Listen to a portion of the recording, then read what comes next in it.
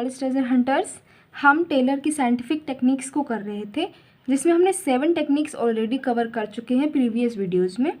आज हम 8th technique को देखेंगे, that is the technique of differential piece wage system.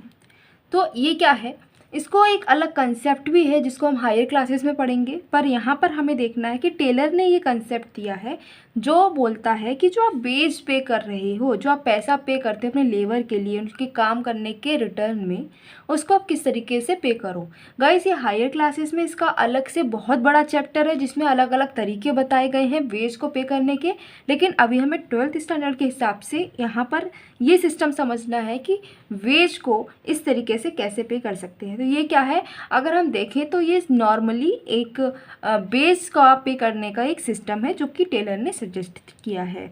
इसमें उन्होंने क्या बताया है, तो इसमें उन्होंने कहा है कि जो आपके एफिशिएंट वर्कर हैं, जो आपके इनएफिशिएंट वर्कर हैं, 2 तरीके के वर्कर होते हैं। जैसे स्टूडेंट्स भी हमें पता है कि 2 तरीके के होते हैं, कुछ एफिशिएंट होते हैं, कुछ नॉन एफिशिएंट होते हैं। मतलब क्या है, कुछ ऐसे स्टूडेंट्स होते हैं जिनको कहने की ज़रूरत नहीं होती है, वो अपना काम ऑलरेडी कंप्लीटेड रखते हैं, अपनी पढ़ाई खुद कर रहे होते हैं, सेल्फ मोटिवेटेड होते हैं।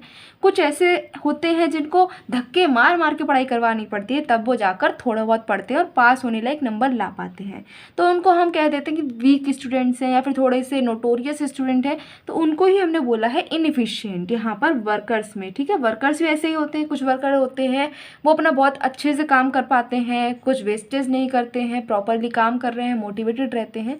वहीं पर कुछ वर्कर ऐसे होते हैं जो लिथार्जिक होते हैं, जो काम करना नहीं चाहते, उन्हें बार बार कह कर काम कराया जाता है। तो ऐसे ही जो एफिशिएंट और इनएफिशिएंट वर्कर्स हैं, तो उनका क्या करा है कि टेलर ने बोला है कि उनको आप डिफ्रेंशिएट करो। पहले आप पता करो कि कौन से आपके वर्कर जो हैं वो आपके इफ़िशिएंट हैं, कुछ वर्कर ऐसे हैं जो इनएफिशिएंट हैं। ये पता होने के बाद में आपको क्या करना है कि जो आप भी वेज पे करते हो उसका रेट आपको अलग अलग रखना है। इफ़िशिएंट के लिए अलग तरीके का पेमेंट दो और इनएफिशिएंट वर्कर के लिए अलग रेट से पेमेंट दो, ये बताया है इस सिस्टम में। ठीक है, अब कैसे होगा कि जितने यूनिट उसने प्रोड्यूस किए हैं उसके अकॉर्डिंग आप क्या करोगे, नंबर दोगे, पेमेंट दोगे। अब इसको समझने से पहले, इस कंसेप्ट को बिजनेस को समझने से पहले हम इसको एक एग्जांपल से समझते हैं।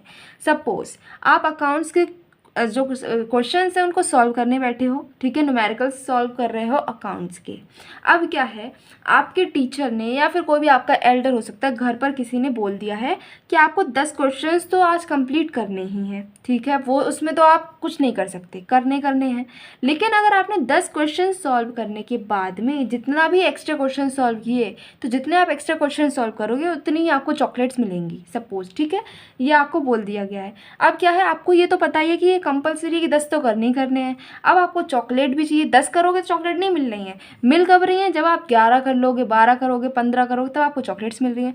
तो क्या रहेगा, आप मोटिवेटेड रहोगे कि 10 तो करने ही करने हैं, उसके बाद में मैं और जो है क्वेश्चन सॉल्व करूँगा, हो सकता है 5 कर लूँ, हो सकता है 10 कर लूँ। जितने आप करोगे उतने आपको चॉकलेट्स मिलने वाली हैं। इसीलिए क्या रहेगा, मोटिवेशन आएगा आपको और आप ज़्यादा काम करोगे, आप ज़्यादा क्वेश्चन सॉल्व करोगे। वहीं पर कंडीशन ये भी है कि अगर आपने 10 से कम करे तो आपका जो नेक्स्ट डे है, आपकी जो चॉकलेट मिलने वाली थी वो भी नहीं मिलेंगी, और साथ ही साथ आपको 5 रुपये और पे करने हैं, ऐसा बोल दिया गया है। तो क्या है, आपको अपने पॉकेट मनी से 5 रुपये पे करने पड़ेंगे। इसीलिए आप क्या करोगे, कम से कम 10 तो करोगे ही करोगे, क्योंकि जिससे कि आपको लॉस ना हो जाए, आपकी पॉकेट मनी कम ना हो जाए। तो ऐसे ही यहाँ पर भी टेलर ने बोला है कि आपको क्या करना है, एक स्टैंडर्ड फिक्स कर देना है। आपको स्टैंडर्ड फिक्स करने के बाद बोल देना कि इससे ज़्यादा अगर आप करते हो प्रोडक्शन, आपका आउटपुट ज़्यादा होता है, इससे ज़्यादा यूनिट आपने प्रोड्यूस की हैं, तब क्या होगा, आपको कुछ ज़्यादा पेमेंट होगी, अलग रेट से पेमेंट होगी। जो आपने एक्स्ट्रा वर्क किया है उसकी अलग से पेमेंट होगी आपको, ठीक है, एक्स्ट्रा पेमेंट होगी। लेकिन अगर आपने उस स्टैंडर्ड जो आपने सेट कर दिया है, फिक्स कर दिया है, उससे कम आपने आउटपुट दिया है, तो उसी हिसाब से आपकी पेमेंट भी कम होगी, आपकी जो पेमेंट होनी चाहिए उसमें से भी आपका पैसा कट जाएगा। यही बोला है डिफरेंशियल पीस वेज सिस्टम में टेलर ने। ये यहाँ पर समझ में आ गया कैसे करना है। ये भी यहाँ पर चॉकलेट के माध्यम से हमने देख चुके हैं कि क्या करना है, कंपनी को एक फिक्स स्टैंडर्ड रेट जो है वो स्टैंडर्ड आउटपुट के लिए फिक्स कर देना है। एक स्टैंडर्ड रेट आउटपुट के लिए फिक्स कर देना है वेज का। उसके बाद में जिसने ज़्यादा किया उसको ज़्यादा पे करो, जिसने कम किया उसका पैसा काट लो। ये हुआ हमारा डिफरेंशियल पीस वेज सिस्टम यहाँ पर कंप्लीट।